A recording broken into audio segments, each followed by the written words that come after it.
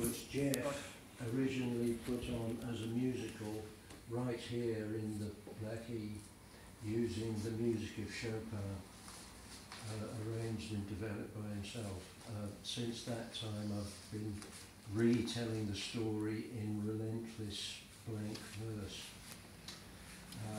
It's about a vision of a philosophical milkman called French, who dreams that the government is about to hijack the internet.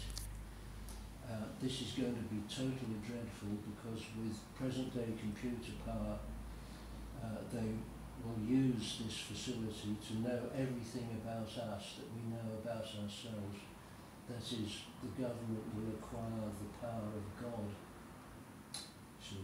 And of course, a power-mad government desires above all things to have the power of God. So this is absolutely certain to happen. So all French can do about it is to formulate this dream of the future society in which he hopes there will be some hope somehow. The scene opens, this is just a resume, the scene opens as Claire Lowe bursts into her kitchen, apparently in the grip of a madman. When combat subsides, the madman turns out to be a tailor's dummy, which Claire grumpily leaves at the table. The dummy remains throughout the action, arousing the occasional curiosity of other characters. Shortly, 2 state security men arrive. They require Claire to identify the prisoner they are holding. The prisoner turns out to be Claire's father, Larry. The facts are appalling.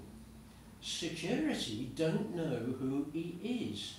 Under this omniscient government, an unknown man is a constitutional menace, and non-identity a crime. A terrible crisis emerges. Someone has removed Larry's records from the computer files. Larry is put under arrest. Larry recalls the terror of his detention and the friendship of a mysterious angelic figure he refers to as Mrs. Outland. The next arrivals are Hayden, a corrupt manager, and his young accomplice Sydney. These strange characters slowly reveal themselves as the computer hackers who deleted Larry from the files. They offer to hide Larry from the despotic government. So Hayden is now dominating the debate and bullying Larry into being virtually kidnapped.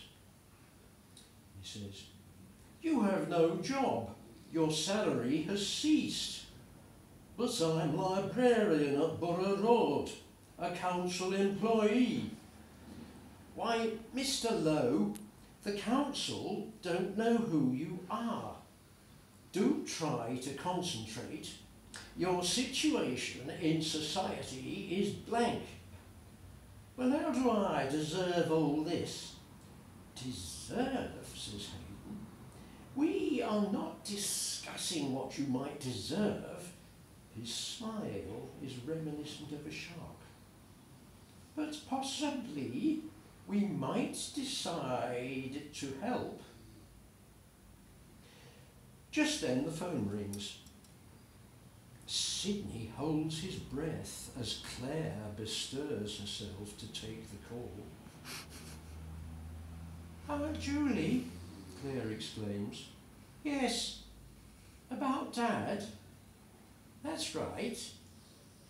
We don't know who he is." "Okay, then why don't you come round?" She hangs up and complacently resumes her magazine. To fill the respite, Hayden's found his feet, dragged Sydney to one side by the lapel and hissed, "Can't you attend to business half an hour?" "I've done a lot of scams with you," the other says, "but this one's scurring me." "Now, come on, Sydney. All you've done is wipe a name out of the files. No one will know. Why doesn't we just lose his bank account? There's nothing in it, Sidney. Concentrate.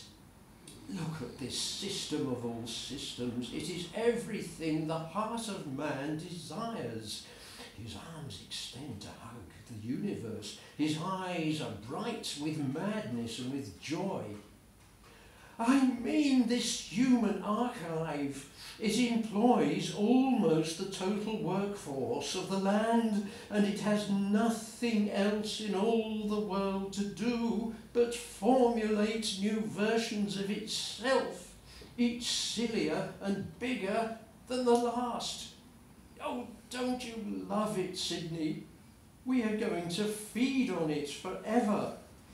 Just a while, and we'll possess the man without a name, the man who'll shake the instruments of government into our waiting hands. He is too jubilant to care if he's been overheard, and anyway his rant's stopped by the doorbell. Flush with business and organising zeal, Aunt Julie steps inside.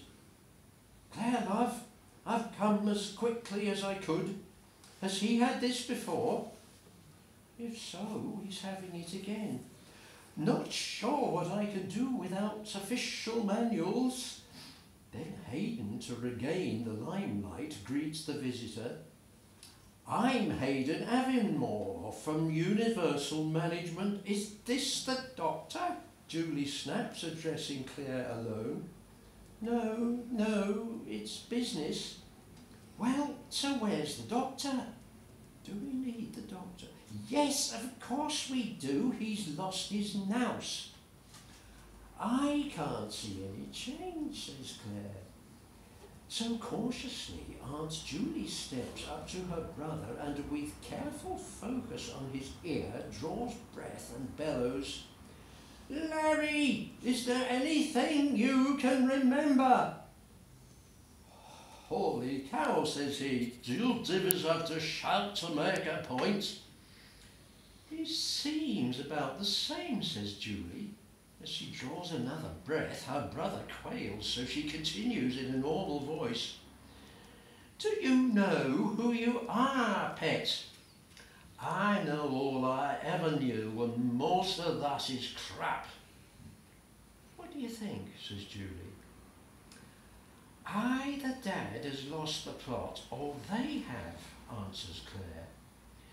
Well, who is they, says Julie.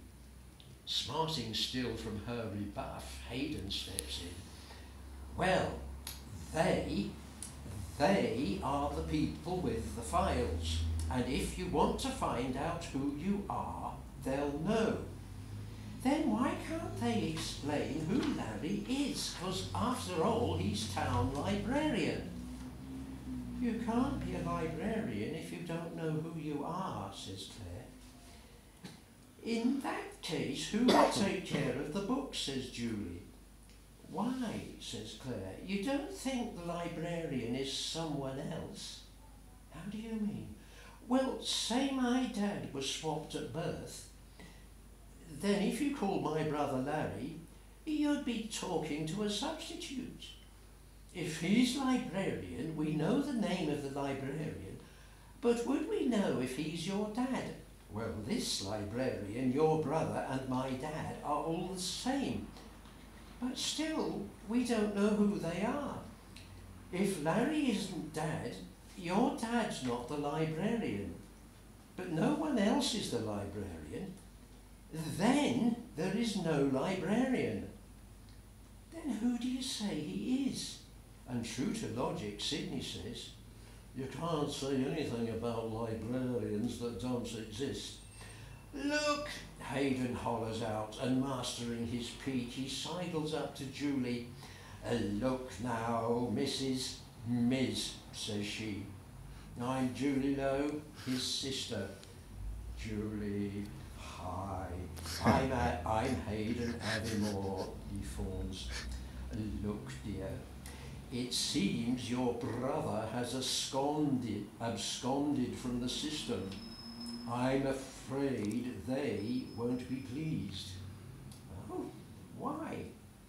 You see, if one's escaped, then more might follow. If the bureaucrats don't know who everybody is, their power will fail. They won't be pleased at all. On,